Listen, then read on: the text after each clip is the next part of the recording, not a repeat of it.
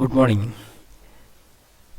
Higher secondary 2ാം വർഷ computer science വിഷയത്തിലെ 4ാമത്തെ ചാപ്റ്ററായ web technology എന്നുള്ള സബ്ജക്റ്റാണ് നമ്മളിന്നിവിടെ ഡിസ്കസ് ചെയ്യുന്നത്. വെബ് ടെക്നോളജി എന്നുള്ള ഈ ചാപ്റ്ററിൽ ഡിഫറെൻ്റ് വെബ് ഡിസൈനിങ് ടെക്നോളജീസിനെ കുറിച്ചുള്ള വളരെ ഫണ്ടമെൻ്റൽ ആയിട്ടുള്ള ചില കാര്യങ്ങൾ മാത്രമാണ് ഡിസ്കസ് ചെയ്യുന്നത്. വളരെ ഡെപ്തിലോട്ട് നമ്മൾ പോകുന്നില്ല. ചില സ്ക്രിപ്റ്റിംഗ് ലാംഗ്വേജുകളെ കുറിച്ചും ചില മാർക്കപ്പ് ലാംഗ്വേജുകളെ കുറിച്ചും ക്ലയൻറ്റ് എന്താണ്, സെർവർ എന്താണ് എന്നുള്ള കാര്യങ്ങളൊക്കെയാണ് ഈ ഒരു ചെറിയ ചാപ്റ്ററിൽ ഡിസ്കസ് ചെയ്യുന്നത്. നമുക്കൊരു കാര്യം ചെയ്യാം, നേരിട്ട് നമ്മുടെ ചാപ്റ്ററിലോട്ടൊന്ന് കിടക്കാം. Okay, so web pages are developed using HTML. നമ്മൾ സാധാരണ ഒരു വെബ് പേജ് ഡെവലപ്പ് ചെയ്തിരിക്കുന്നത് HTML എന്നുള്ള മാർക്കപ്പ് ലാംഗ്വേജ് ഉപയോഗിച്ചുകൊണ്ടാണ്. HTML hyper text markup language. So it is a markup language. HTML എന്നുള്ളത് ബ്രൗസർ ഉപയോഗിച്ച് എക്സിക്യൂട്ട് ചെയ്യുന്നതാണ് HTML. It is called language of the internet. Any page created using HTML are viewed using software known as browsers. നമുക്ക് വളരെ familiar ആയിട്ടുള്ള Chrome പോലുള്ള, internet explorer പോലുള്ള, Firefox പോലുള്ള ഏതെങ്കിലും ഒരു ബ്രൗസർ ഉപയോഗിച്ചാണ് HTML പേജുകൾ നമ്മൾ വ്യൂ ചെയ്യുന്നത്. Communication on the web. സാധാരണ രീതിയിൽ ഇൻ്റർനെറ്റിൽ അല്ലെങ്കിൽ വെബ് എന്നുള്ള ഒരു വെർച്വൽ സ്പേസിൽ എങ്ങനെയാണ് കമ്മ്യൂണിക്കേഷൻസ് നടക്കുന്നത്? 2 types of communications. സാധാരണഗതിയിൽ communication on the internet can be classified into 2. ഏതൊക്കെ തരത്തിലുള്ളതാണ്? Client to server communication. Client server communication. Second one server to server communication. അപ്പോൾ എക്സാമിന് ചോദിക്കാൻ സാധ്യതയുള്ള ഒന്നാമത്തെ ചോദ്യമാണ്, ഈ ചാപ്റ്ററിലെ ഒന്നാമത്തെ ചോദ്യമാണ് differentiate between client to server communication and server to server communication. എന്താണ് difference? Client to server communication. Okay, അതിൻ്റെ പേരിൽ തന്നെയുണ്ട് ക്ലയൻറ്റ് സെർവറുമായിട്ട് കമ്മ്യൂണിക്കേറ്റ് ചെയ്യുക, അല്ലെങ്കിൽ ഒരു ക്ലയൻറ്റും ഒരു സെർവറും തമ്മിലുള്ള കമ്മ്യൂണിക്കേഷനാണ്. നിങ്ങൾ സാധാരണഗതിയിൽ നിങ്ങൾ ഉപയോഗിച്ചുകൊണ്ടിരിക്കുന്ന കമ്പ്യൂട്ടർ, നിങ്ങൾ ഉപയോഗിച്ചുകൊണ്ടിരിക്കുന്ന ഏത് മൊബൈലായിക്കോട്ടെ, സ്മാർട്ട് ഫോൺ ആയിക്കോട്ടെ, അല്ല ലാപ്ടോപ്പ് ആയിക്കോട്ടെ, ഇതൊക്കെ ക്ലയൻ്റ് ആയിരിക്കും നോർമൽ കേസിൽ. അതേ സമയത്ത് സെർവർ മറ്റേതെങ്കിലും ലൊക്കേഷനിലുള്ള വളരെ റിമോട്ട് ഏരിയയിലുള്ള മറ്റേതെങ്കിലും ഒരു കമ്പ്യൂട്ടർ ആയിരിക്കും. അപ്പോൾ ക്ലയൻറ്റ് നിങ്ങളുടെ കമ്പ്യൂട്ടറും റിമോട്ട് ഏരിയയിലുള്ള സെർവറുമായിട്ടുള്ളൊരു കമ്മ്യൂണിക്കേഷൻ. നിങ്ങളൊരു റിക്വസ്റ്റ് സെൻഡ് ചെയ്യുന്നു, നിങ്ങളുടെ ക്ലയൻറ്റ് ഒരു റിക്വസ്റ്റ് സെർവറിലോട്ട് സെൻഡ് ചെയ്യുന്നു, സെർവർ അതിനൊരു റിപ്ലൈ നിങ്ങൾക്ക് തിരിച്ചു തരുന്നു. അങ്ങനെയുള്ള ഒരു കമ്മ്യൂണിക്കേഷനാണ് client to server communication. Here a user request service from a server and the server returns back the service to the client. Okay, ഇനി നമുക്ക് സെർവർ ടു സെർവർ കമ്മ്യൂണിക്കേഷനിലോട്ടൊന്ന് പോവാം. അപ്പോൾ സെർവർ ടു സെർവർ കമ്മ്യൂണിക്കേഷൻ്റെ പ്രത്യേകത, അതിൽ 2 സെർവറുകൾ തമ്മിലുള്ള ഒരു കമ്മ്യൂണിക്കേഷനാണ് നടക്കുന്നത്. Server to server communication takes place in e-commerce, mainly in e-commerce. സാധാരണഗതിയിൽ ഇ-കൊമേഴ്സ് വെബ്സൈറ്റുകളിൽ, ആമസോൺ പോലുള്ള ഇ-കൊമേഴ്സ് വെബ്സൈറ്റുകളിലാണ് സാധാരണഗതിയിൽ ഇത്തരത്തിലുള്ള സെർവർ ടു സെർവർ കമ്മ്യൂണിക്കേഷൻ നടക്കുക. അല്ലെങ്കിൽ റിസർവേഷൻ വെബ്സൈറ്റുകൾ, ഇത്തരത്തിലുള്ള ബാങ്കിങ് വെബ്സൈറ്റുകൾ ഒക്കെ നിങ്ങൾക്ക് ഇത്തരത്തിലുള്ള സെർവർ ടു സെർവർ കമ്മ്യൂണിക്കേഷൻ പലപ്പോഴും കാണാൻ സാധിക്കും. In such communication confidential informations are sent and received between different servers. പലപ്പോഴും വളരെ പ്രൊട്ടക്റ്റ് ചെയ്യേണ്ട, വളരെ ഇമ്പോർട്ടൻ്റ് ആയിട്ടുള്ള പല ഇൻഫോർമേഷൻസും 2 സെർവറുകൾ തമ്മിൽ കമ്മ്യൂണിക്കേറ്റ് ചെയ്യും, 2 സെർവറുകൾ തമ്മിൽ സെൻഡ് ചെയ്യുക, റിസീവ് ചെയ്യുക ഒക്കെ ചെയ്യുന്നു. ഇത്തരത്തിലുള്ള കമ്മ്യൂണിക്കേഷനാണ് server to server communication. Okay, ഇനി in order to communicate on the web, computers or any devices need to understand each other. സാധാരണഗതിയിൽ നമുക്കറിയാം ഇൻ്റർനെറ്റിൽ ആയിരക്കണക്കിന് കമ്പ്യൂട്ടറുകളുണ്ട്. ഇപ്പോഴായിരക്കണക്കിനൊന്നും പറയാനും പറ്റില്ല, കോടിക്കണക്കിന് കമ്പ്യൂട്ടറുകൾ ഒരേ സമയത്ത് ഇൻ്റർനെറ്റ് ഉപയോഗിച്ചുകൊണ്ടിരിക്കുന്നു. കാരണം ഇപ്പോഴും നമുക്ക് ഇൻ്റർനെറ്റ് ഉപയോഗിക്കുന്നത് കമ്പ്യൂട്ടറുകളിൽ മാത്രമല്ല, ലാപ്ടോപ്പുകളിലായിക്കോട്ടെ, സ്മാർട്ട് ഫോൺസിലായിക്കോട്ടെ, even in some electronic devices, പല ഇലക്ട്രോണിക് ഡിവൈസസും ഇപ്പോഴും ഇൻ്റർനെറ്റ് കണക്റ്റഡ് ആണ്. അപ്പോൾ അതുകൊണ്ട് തന്നെ ലക്ഷക്കണക്കിന് കോടിക്കണക്കിന് ഡിവൈസസ് ഒരേ സമയത്ത് കണക്ട് ചെയ്തിരിക്കുന്ന ഇൻ്റർനെറ്റിൽ ഓരോ ഡിവൈസുകളെയും മനസ്സിലാക്കുന്നത് അതിന് ഓരോ യുണീക്കായിട്ടുള്ള അഡ്രസ് പ്രൊവൈഡ് ചെയ്തുകൊണ്ടാണ്. എന്താണ് ഈ address? This is made possible by making all devices follow the same protocol. അപ്പോൾ ഇൻ്റർനെറ്റിനകത്തുള്ള എല്ലാ ഡിവൈസസും ഒരേ പ്രോട്ടോകോൾ ഫോളോ ചെയ്യുക. എന്താണ് പ്രോട്ടോകോൾ? റൂൾസ്. സോ ഇൻ്റർനെറ്റിനകത്തൊരു കോമൺ റൂൾ ഉണ്ട്. ആ പ്രോട്ടോകോൾ എല്ലാ ഡിവൈസസും, ഇൻ്റർനെറ്റുമായി അറ്റാച്ച് ചെയ്തിരിക്കുന്ന എല്ലാ ഡിവൈസസും ഈ പ്രോട്ടോകോൾ ഫോളോ ചെയ്തിരിക്കണം. And which is a protocol? The most important protocol used in internet, that is transmission control protocol, internet protocol. ഈ പേരൊന്ന് ഓർത്ത് വെക്കുക. Transmission control protocol, internet protocol. Okay, ഇനി എങ്ങനെയാണ് ഈ ഇൻ്റർനെറ്റിനകത്ത് സാധാരണ ഒരു കമ്മ്യൂണിക്കേഷൻ നടക്കുന്നത്? സ്റ്റെപ്പ് 1, ഒന്നാമത്തെ സ്റ്റെപ്പിൽ ചെയ്യുന്നത് this TCP, Transmission Control Protocol, breaks the data into packets. നിങ്ങളുടെ ക്ലയൻറ്റിൽ നിന്നും സെർവറിലോട്ട് ഒരു റിക്വസ്റ്റ് സെൻഡ് ചെയ്യുകയാണെങ്കിൽ, ക്ലയൻറ്റിൽ നിന്നും നിങ്ങൾ സെൻഡ് ചെയ്യുന്ന ഡാറ്റ, നിങ്ങൾ സെൻഡ് ചെയ്യുന്ന റിക്വസ്റ്റ് പല ചെറിയ പാക്കറ്റുകളാക്കി മാറ്റുന്നു. പാക്കറ്റുകൾ means A collection of bits, A group of bits. So TCP breaks the data into small data packets. ആ ഡാറ്റ പാക്കറ്റ്സ് ഓരോരോ പാക്കറ്റുകളായിട്ടാണ് ഇപ്പോൾ സെൻഡ് ചെയ്തിരിക്കുന്നത്. ഈ സെൻഡ് ചെയ്യുന്നത് ഓരോരോ ഇൻ്റർമീഡിയറ്റ് റൂട്ടേഴ്സ് ഉണ്ടായിരിക്കും.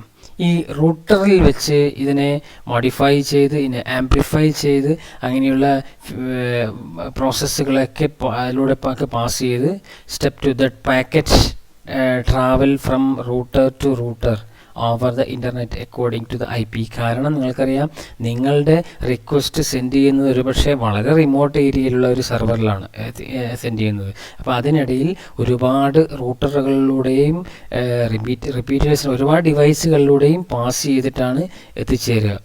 ഇനി അപ്പോൾ അങ്ങനെ പല പല റൂട്ടറുകളിലൂടെ റീഡയറക്റ്റ് ചെയ്തുകൊണ്ടാണ് അവസാനം എവിടെ എത്തിച്ചേരുന്നത്?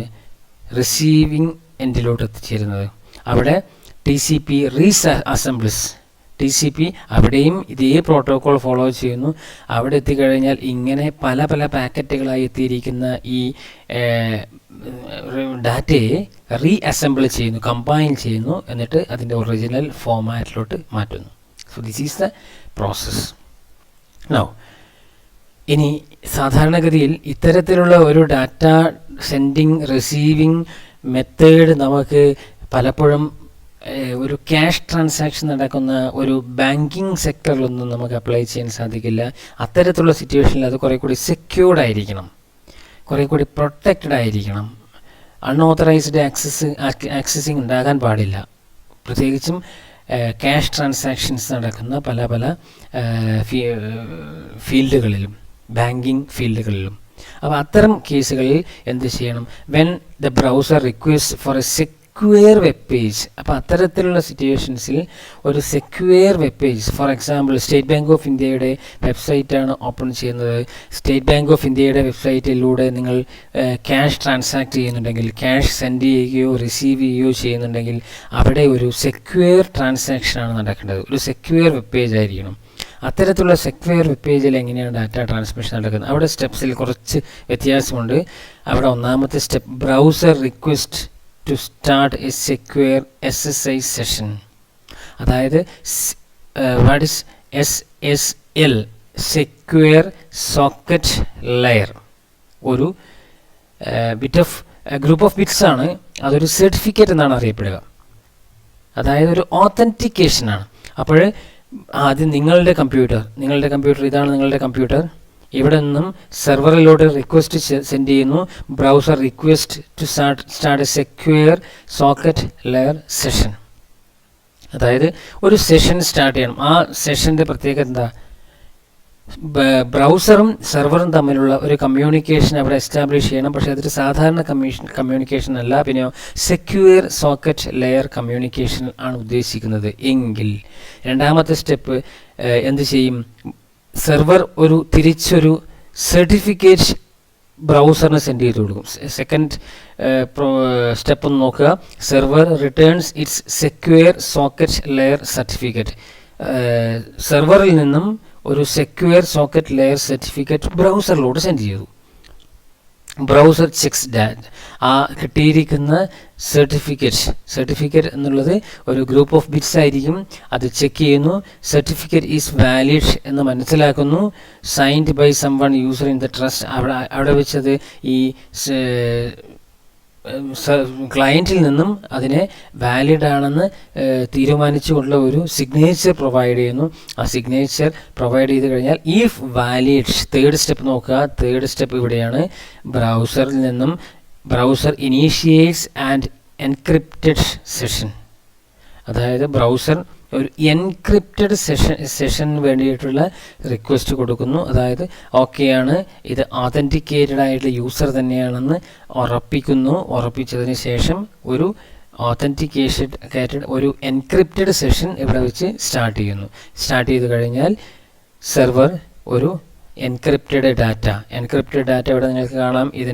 ഇതിൻ്റെ ആക്ച്വൽ ഡാറ്റയെ നിങ്ങൾക്കിവിടെ വ്യൂ ചെയ്യാൻ സാധിക്കില്ല. പകരം എൻക്രിപ്റ്റഡ് ഫോർമാറ്റിലുള്ള 0010100 ഇങ്ങനെ ഈ രൂപത്തിലുള്ള എൻക്രിപ്റ്റഡ് ഫോർമാറ്റിലുള്ള ഡാറ്റ സെൻഡ് ചെയ്യുന്നു. അതുപോലെ തിരിച്ചും. അപ്പോൾ ഇതിനെ റിസീവിംഗ് എൻഡിലെത്തുമ്പോൾ ഡീക്രിപ്റ്റ് ചെയ്യും. ഇതാണ് ഒരു സെക്യൂർ ട്രാൻസാക്ഷനിൽ സാധാരണ നടക്കുന്നത്. അപ്പോൾ ഇത്തരത്തിലുള്ള ട്രാൻസാക്ഷൻ പൊതുവേ നമ്മൾ കാണുന്നത് ക്യാഷ് ട്രാൻസാക്ഷൻസ് നടക്കുന്ന വെബ് പേജുകളിലാണ് അല്ലെങ്കിൽ വെബ്സൈറ്റുകളിലാണ്.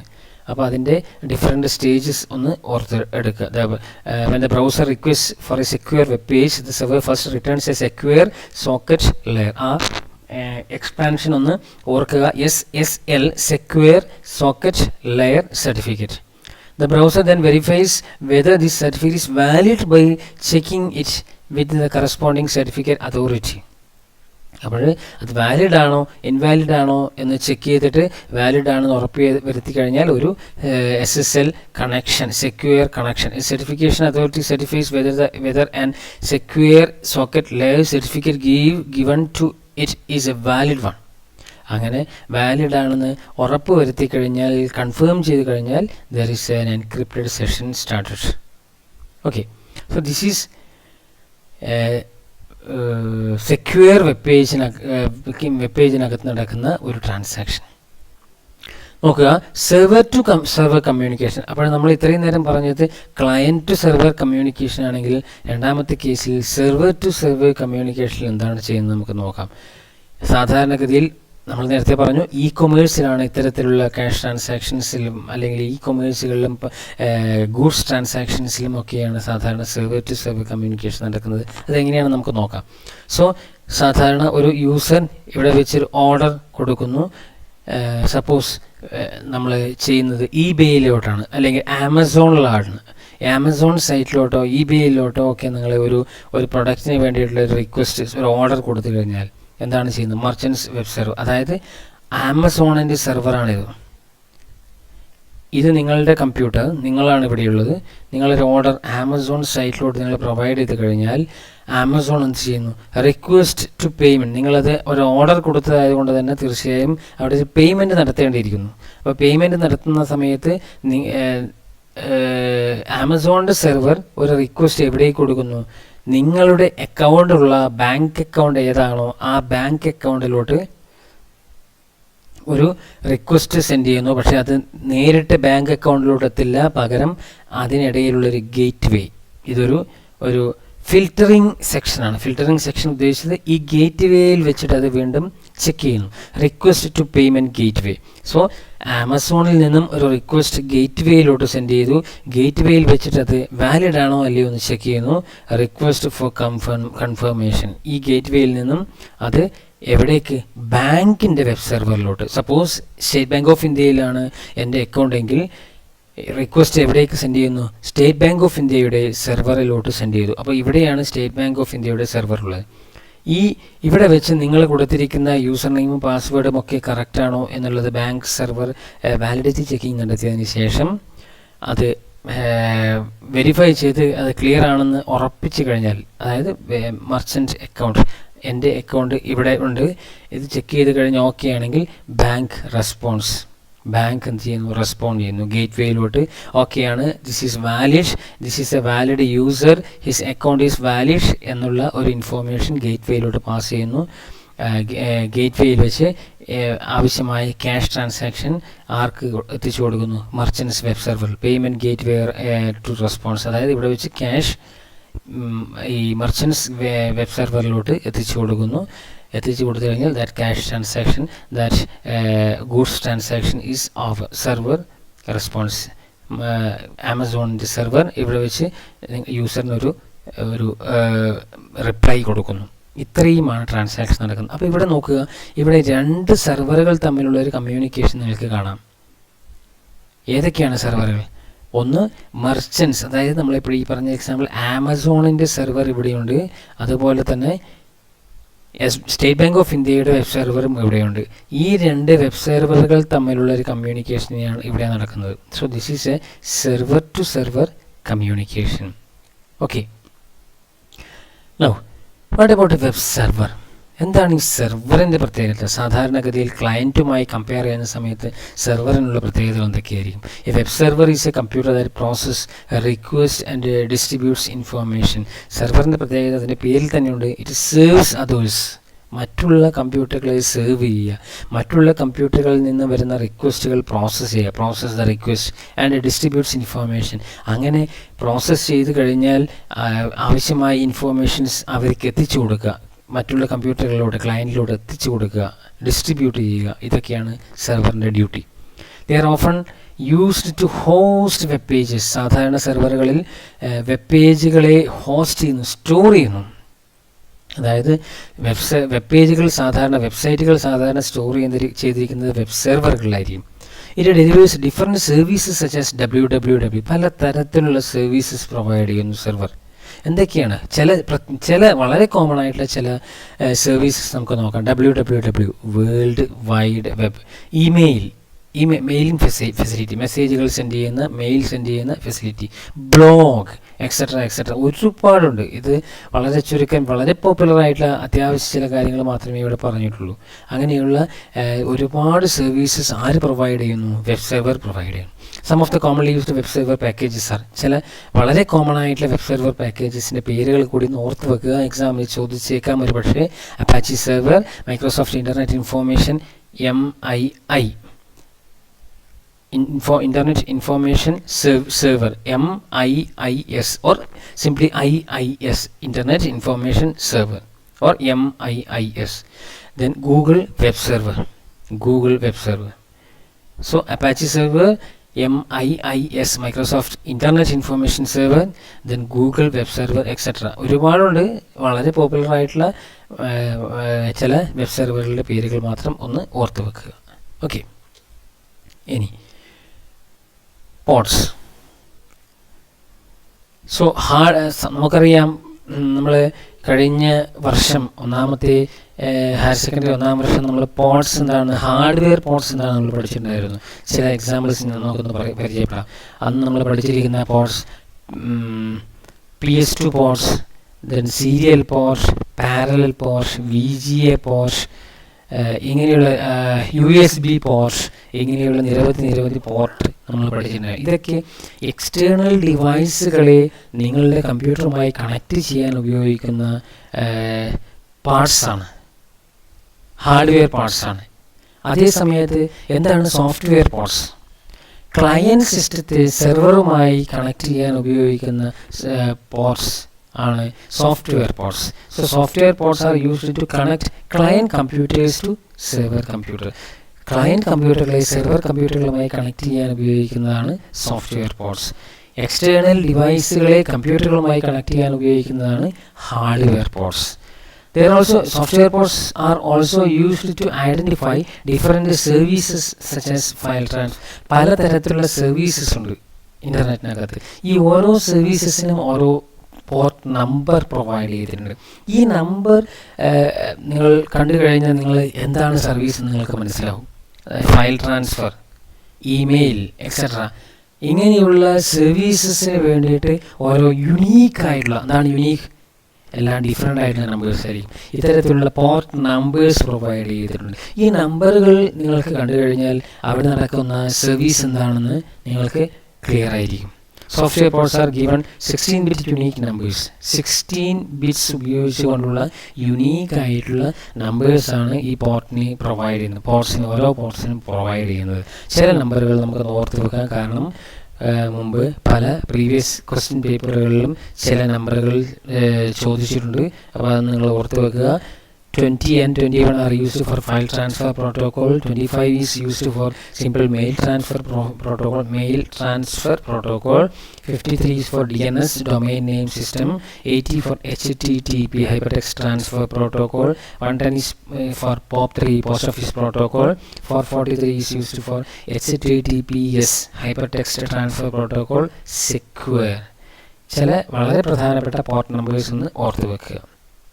ഇത്രയുമാണ് നിങ്ങളുടെ ആദ്യ ഭാഗത്ത് നമ്മൾ എക്സ്പ്ലെയിൻ ചെയ്യുന്നത്.